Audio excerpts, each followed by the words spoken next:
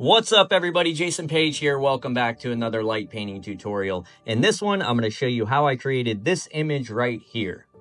The tools that I use for this one are the unicorn plexiglass for the light writing, the black fiber optic with a custom screw-on color filter for the fiery effect, and then the orange and red color hoods to illuminate the scene.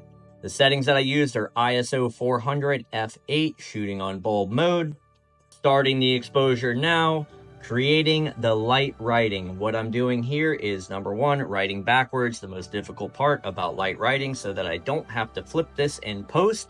The second important thing that I want to point out here is that I'm using my body as a guide. So the bottom of the letters are very easy to create symmetry by using the log as my guide, but as I come up to the top of the letter, I'm coming up to the same spot on my body each time to try to create the same size letter.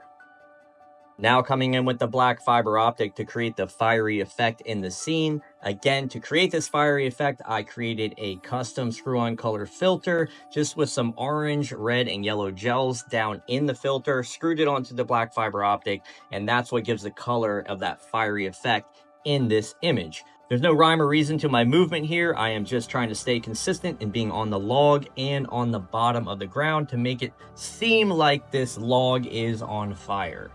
For the final part here, I'm illuminating the scene using the red and orange color hoods. I'm using them both together at the same time instead of coming in individually. I'm just illuminating the scene and again, just adding some fiery color to the scene using the red and orange color hood. Stopping the exposure now, and this is what we created.